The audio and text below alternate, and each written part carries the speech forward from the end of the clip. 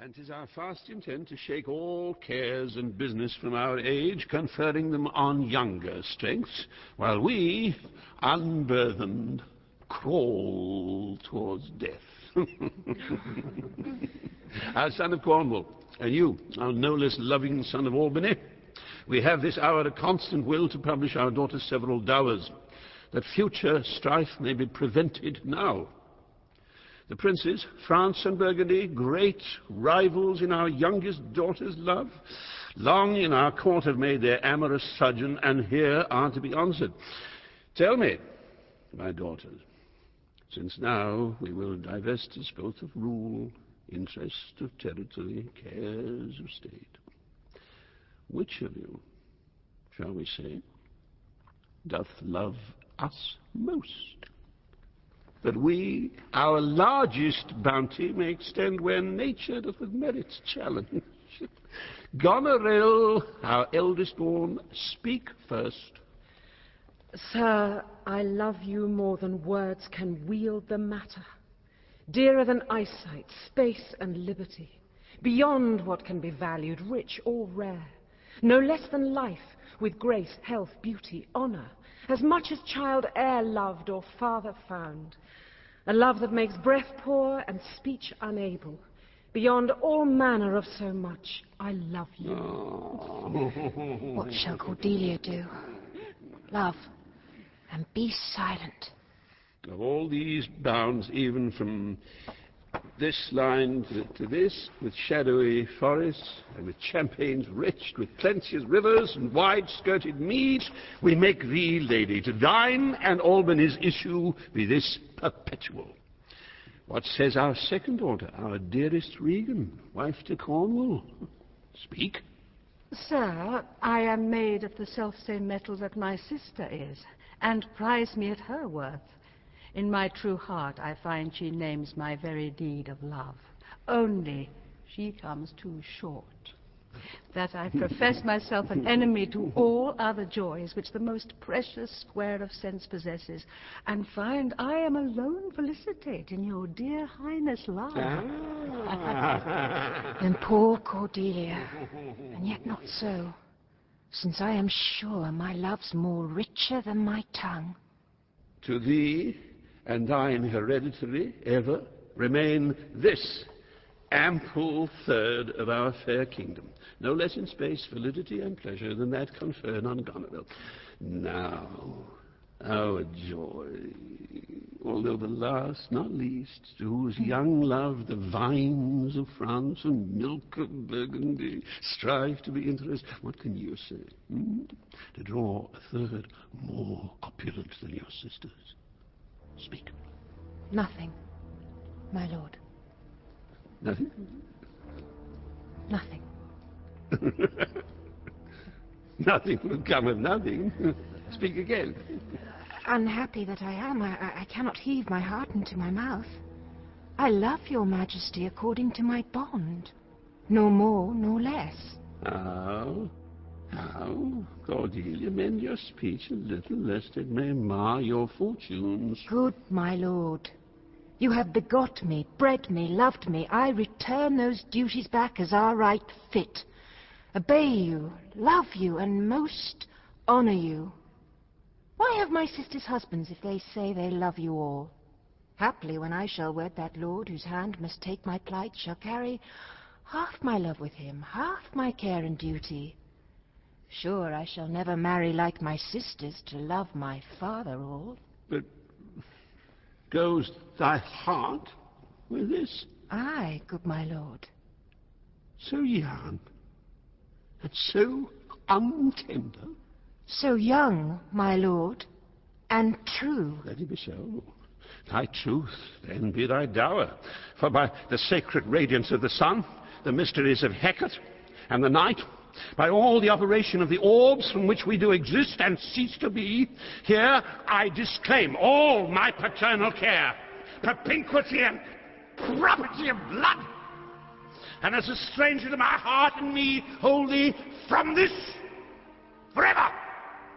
The barbarous Scythian, or he that makes his generation messes to gorge his appetite, shall to my bosom be as well neighboured, pitied, and relieved as thou, my sometime daughter. Good my liege. Oh, peace, kid. Come up between the dragon and his wrath. I loved her most, and thought to set my rest on her kind nursery. Hence, and avoid my sight, so be my grave my peace, as here I give her father's heart from her. Call France. Oh, sir! All Burgundy, Cornwall, and Albany. With my 2 daughters' dowers digest this 3rd. Let pride, which she calls plainness, marry her. I do invest you jointly with my power, preeminence, and all the large effects that troop with majesty. Ourself, by monthly course, with reservation of 100 knights, by you to be sustained, shall our abode make with you by due terms. Only we still retain the name and all the additions to a king, the sway, revenue, execution of the rest, beloved sons, be yours, which to confirm this coronet part betwixt you. Royal Lear, whom I have ever honoured as my king, loved as my father, as my master followed, as my great patron thought on in my prayers. The bow is bent and drawn. Make from the shaft. Let it fall, rather, though the fork invade the region of my heart. Be Kent unmannerly when Lear is mad. What wilt thou do, old man?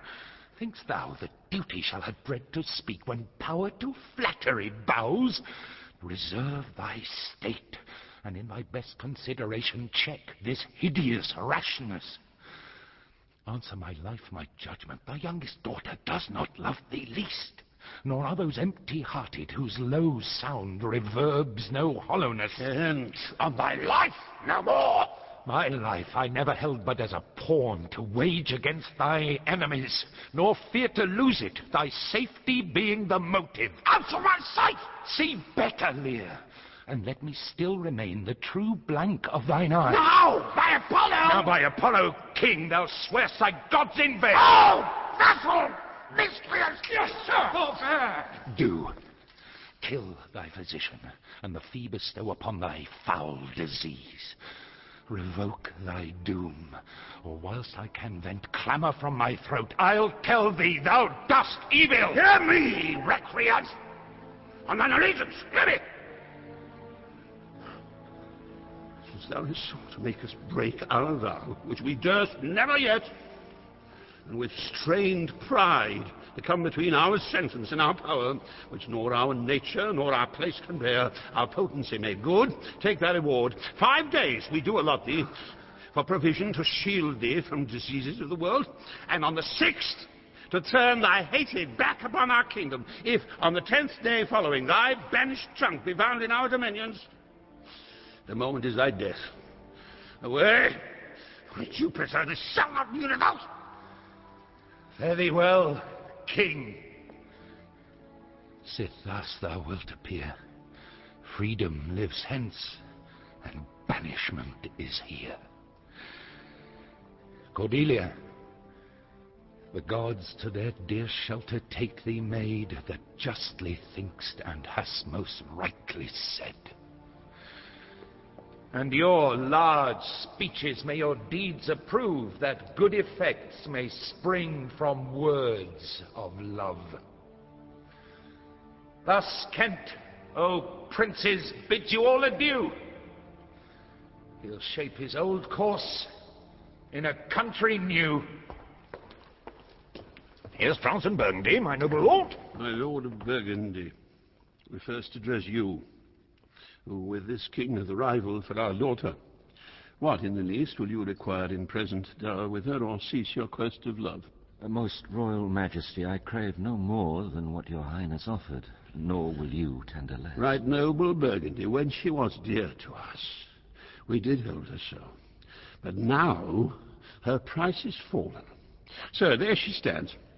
If aught within that little seeming substance, or all of it with our displeasure feast, and nothing more may fitly like your grace, she's there, and she is yours. I know no answer. Will you? with those infirmities she owes, unfriended, new adopted to our hate, dowered with our curse, and strangered with our oath, take her